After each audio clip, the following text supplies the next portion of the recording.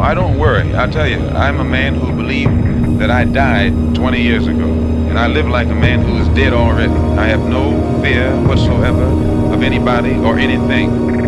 Hey, what's up? It's Elf7, and today I got a special episode for you guys. Today I'm going to tell you guys why a lot of you guys don't really understand what you're talking about when you're talking about third party. Yeah? Okay, let's get to it. So the thing is that, honestly, I've been in the Green Party for over 20 years. In college, I was involved in activism, and I saw how Democrats, a lot of times, their role was controlled opposition. Like, already at that point, they were selling out. Already at that point, they were, the Republicans are doing this, so, we have to do that. And whenever we were, trying to really fight for actual change or really to empower the people, they were always, getting in the way and, trying to hold us back. So I was like, this is really, bad. Not only that, but I could really see the problems with the two-party system, right? A two-party system says you have choice A or choice B, and choice A and B both buckle to the same interest, then basically you're screwed. It does serve those two parties' interests, though, to maintain that power structure. So I joined the Green Party partially to resolve that two-party issue problem, and because I saw the Democratic, if the Democratic Party was really a party of the people, I'd accept that as compromise and say, look, they're the best solution, let's go forward. But I saw that they were hugely problematic, so I was like, nah, this ain't really working.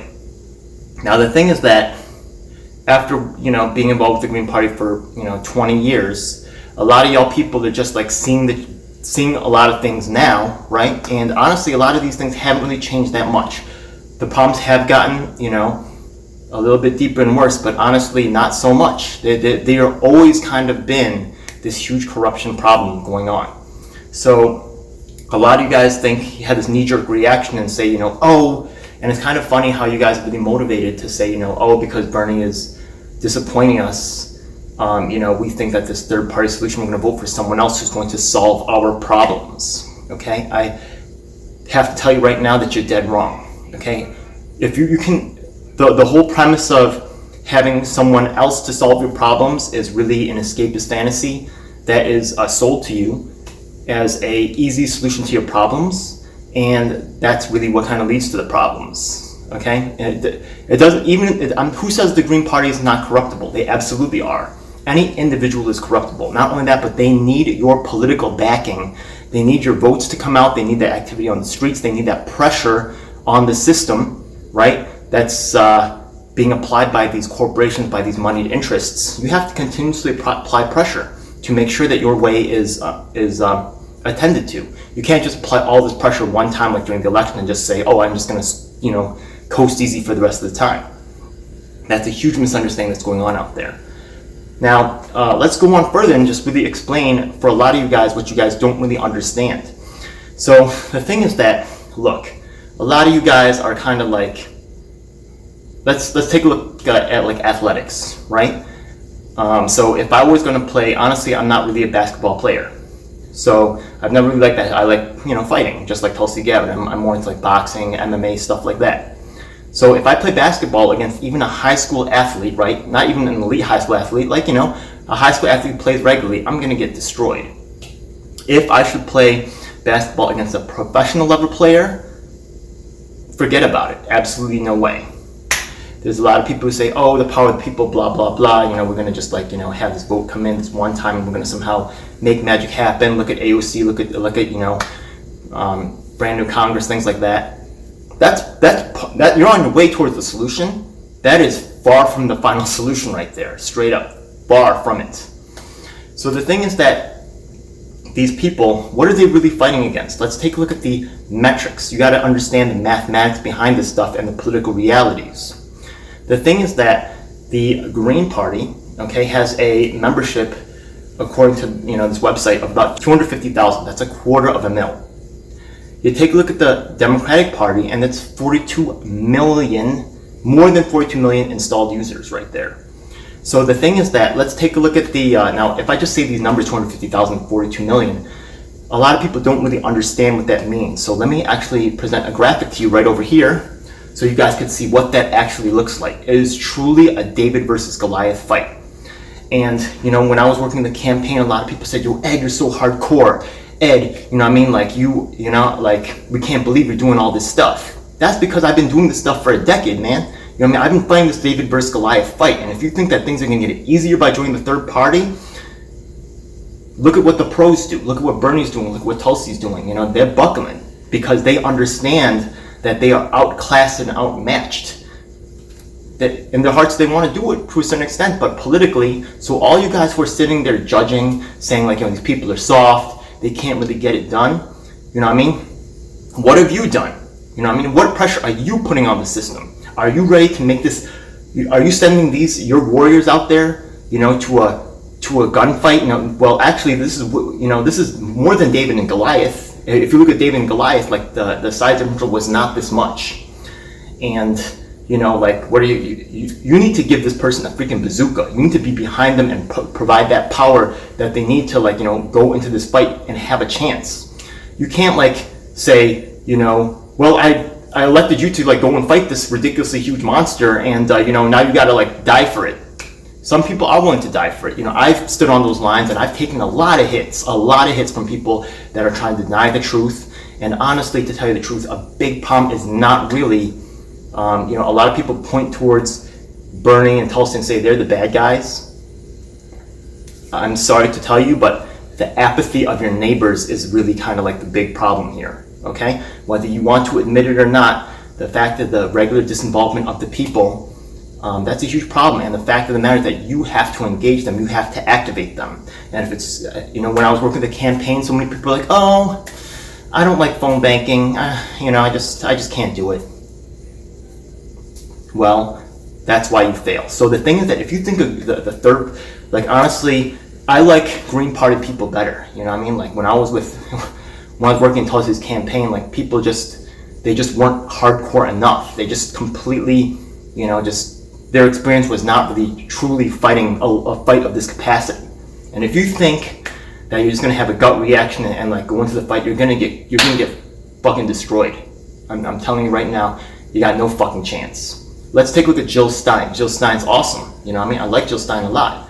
What does Jill Stein say? Jill Stein says it would be a win if we get 5%, just 5% of the vote. That's someone who's been in the game, someone who's an established representative who knows what's going on. So if you think you know better, you know what I mean? All right, fine then prove it.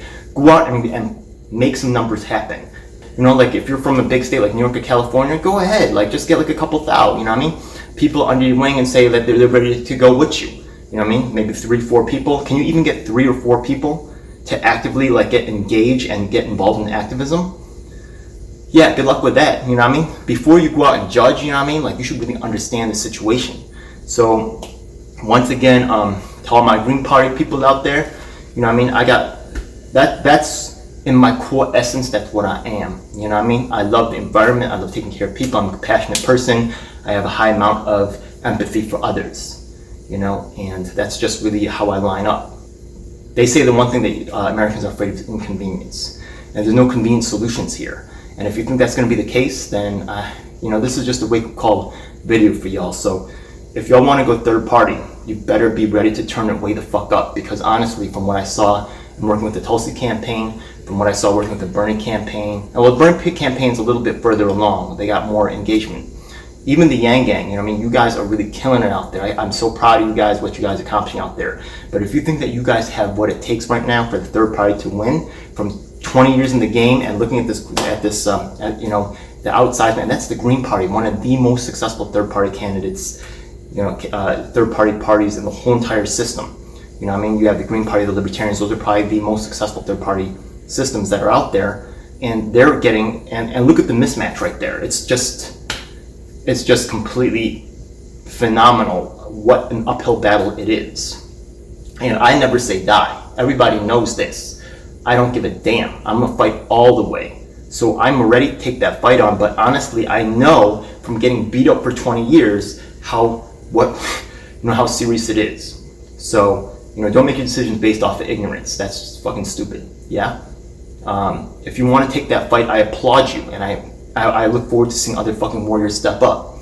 You know what I mean? Like, stop fucking bullshitting. You know, it's time for you to get real about this. Honestly, you know, the apathy of most of our fellow brothers and sisters, that's the real issue. And, you know, how good have I been at activating them?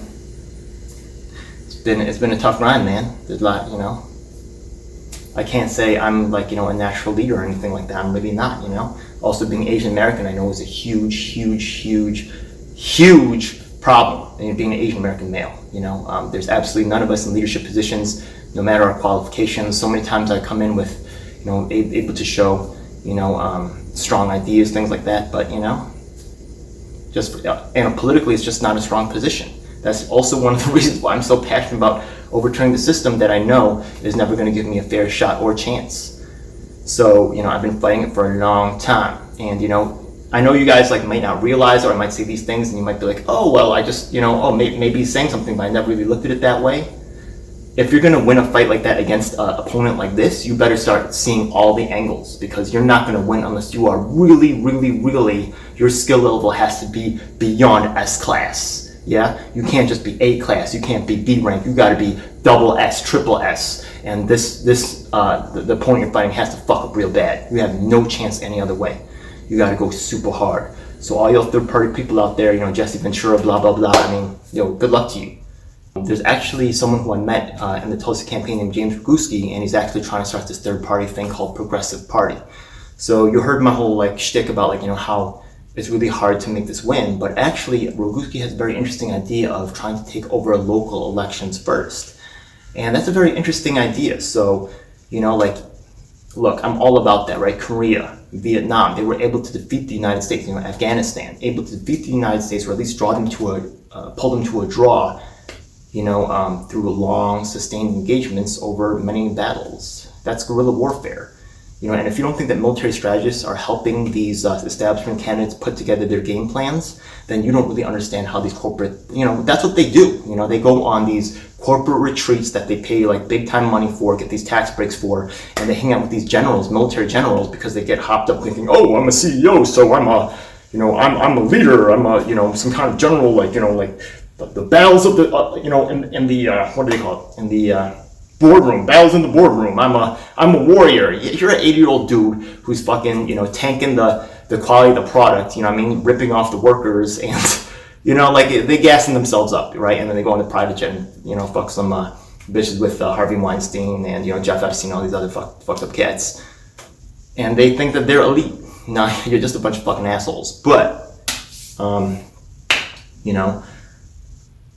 you gotta there's a saying that, we're not going to win unless you fight for this shit as hard as they do, unless you understand the strategies like they do.